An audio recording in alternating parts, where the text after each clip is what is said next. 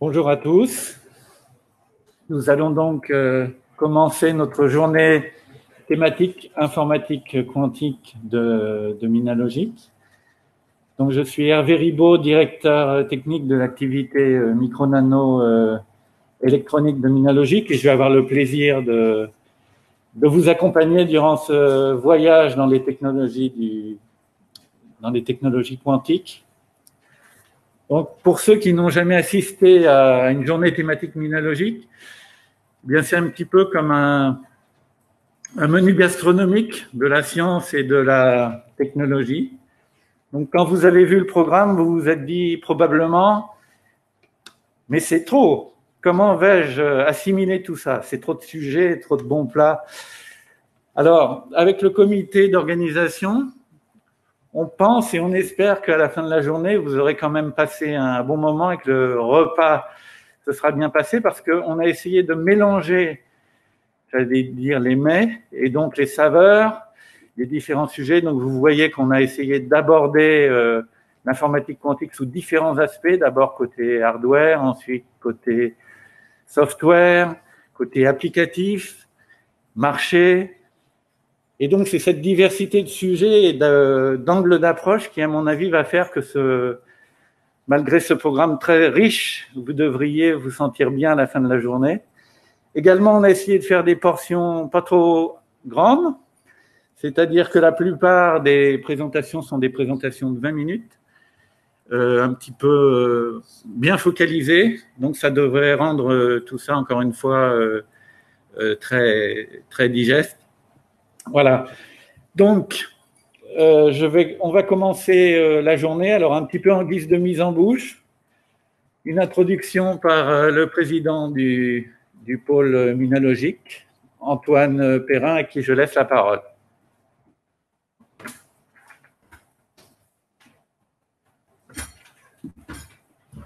Bonjour à toutes, bonjour à tous, présents et connectés.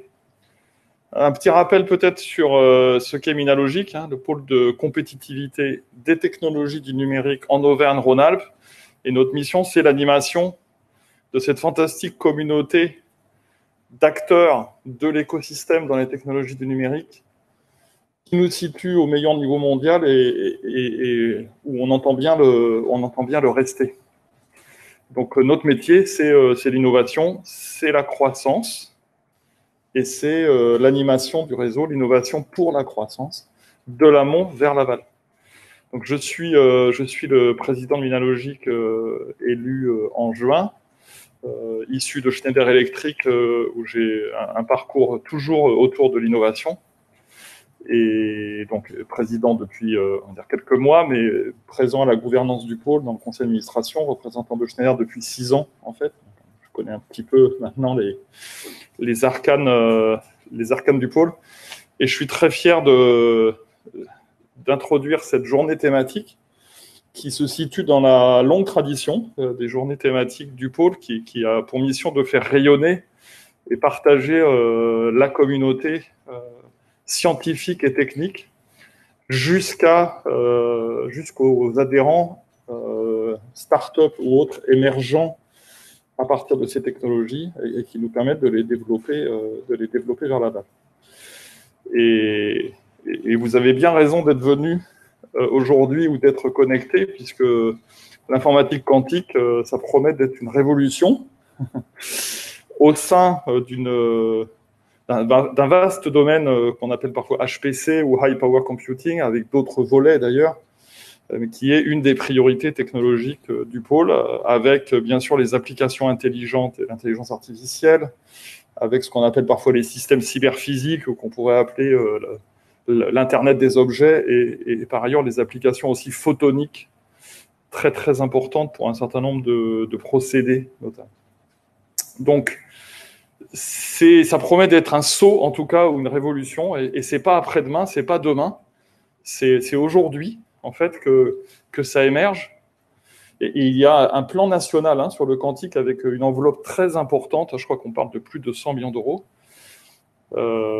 pour situer la France au niveau de leadership, et on pourrait dire d'ailleurs aussi de souveraineté technologique en la matière, avec probablement trois régions, 3 écosystèmes qui vont être particulièrement concernés potentiellement. Et bien sûr, dans ces 3, la région Auvergne-Rhône-Alpes a tous les atouts pour prendre le leadership, en fait. Hein. Il y a les scientifiques, il y a les développeurs de hard et de soft, il y a les intégrateurs, il y a les auditeurs, il y a les applications dans l'industrie, dans la santé, dans l'énergie, dans la biochimie, dans la défense. Je rappelle que Minalogic a un partenariat particulier avec la Direction Générale de l'Armement, la DGA. Donc vous avez bien raison d'être venu et Minalogic contribuera, on va dire, à développer ce réseau. Donc merci d'avoir fait l'effort de vous connecter ou d'être présent, hein, même dans le contexte Covid qui n'est jamais simple, qui n'est pas facile pour rester dans une certaine forme de convivialité, mais je pense que c'est très important. Et donc sur ces quelques mots, je vous souhaite une bonne journée passionnante et un bon parcours vers le futur.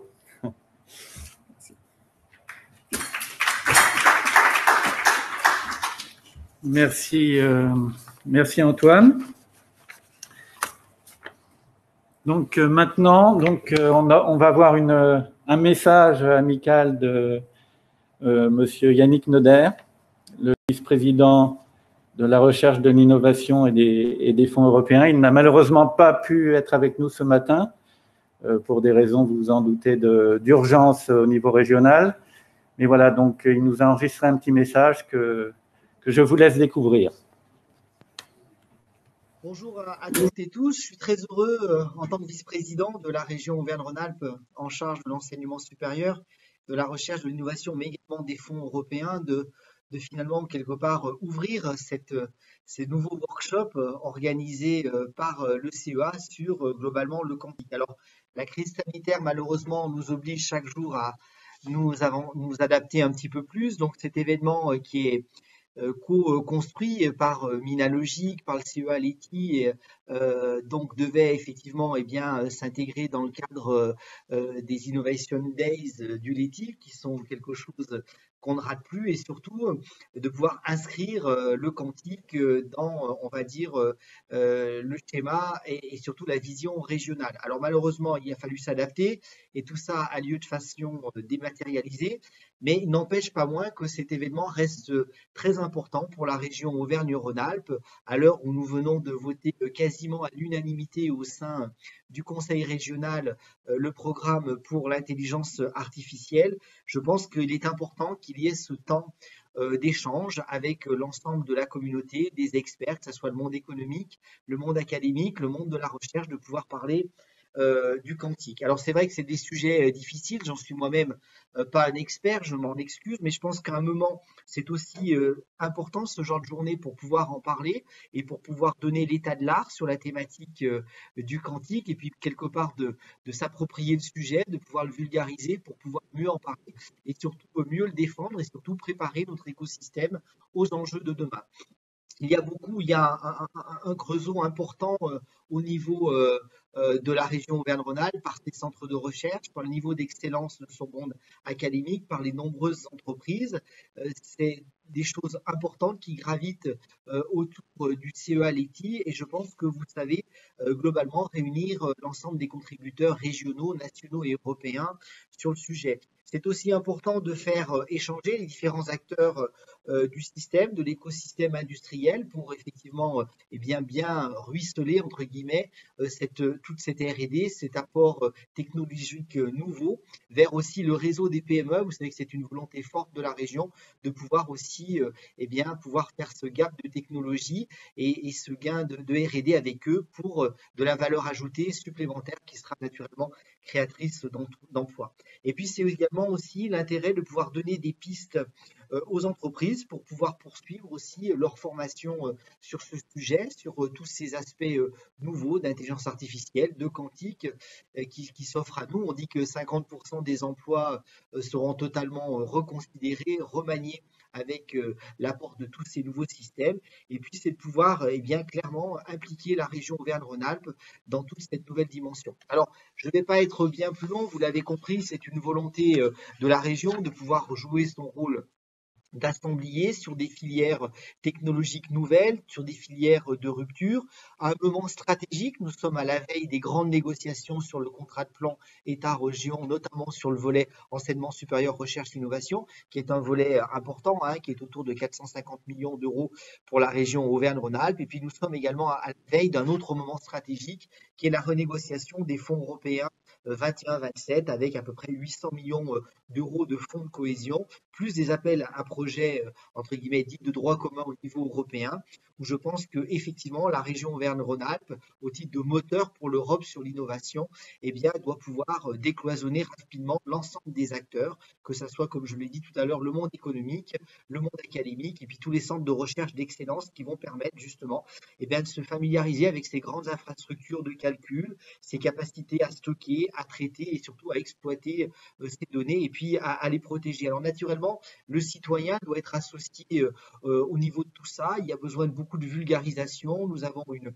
culture scientifique et technologique industrielle qui est importante en région. Je ne manquerai pas à compter sur moi pour la mobiliser, pour la solliciter, pour que globalement, eh bien, cette richesse du tissu grenoblois, cette richesse, cette pépite que nous avons au niveau de la région qui nous est enviée, au niveau européen, puisque grâce à tout ce secteur se dynamise, eh bien, nous assurons une certaine souveraineté européenne vis-à-vis notamment de toute la filière nanotechnologique. Nous avons une longueur d'avance sur l'intelligence artificielle, puisque grâce à l'Institut multidisciplinaire d'intelligence artificielle et interdisciplinaire, eh bien, nous avons également été labellisés, tout comme Saclay et Nice. Donc, c'est une reconnaissance au niveau national de ce savoir-faire et de cette spécificité qui gravite autour de ce savoir-faire grenoblois. Et puis, c'est également aussi la nécessité de pouvoir développer l'écosystème, puisque c'est aussi créateur d'emplois, de richesses, notamment sur cette partie-là du territoire.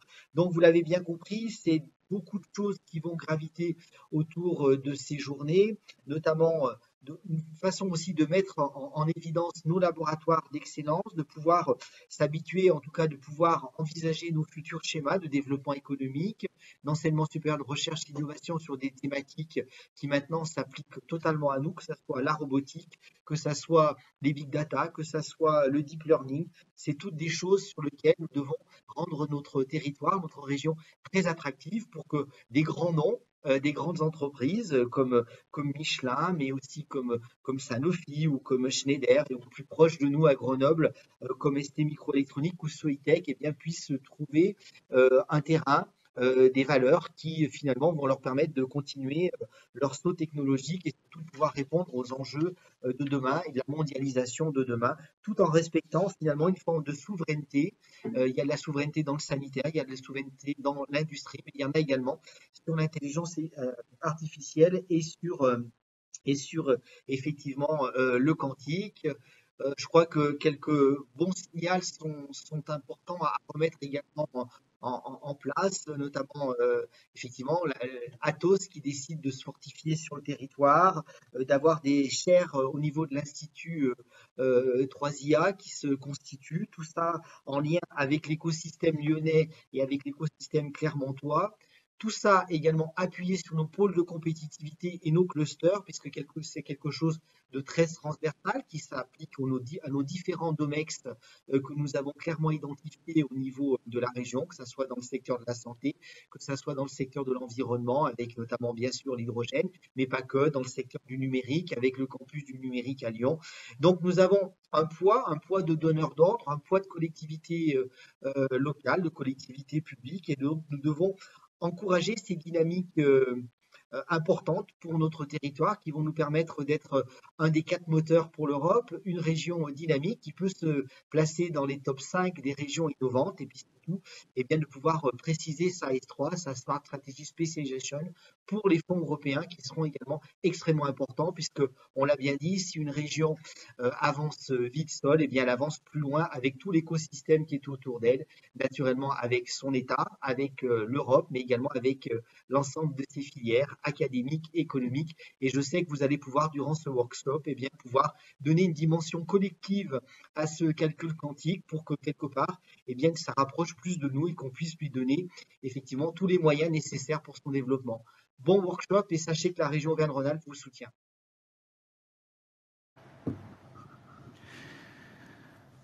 Voilà, donc l'allocution de Monsieur Noder.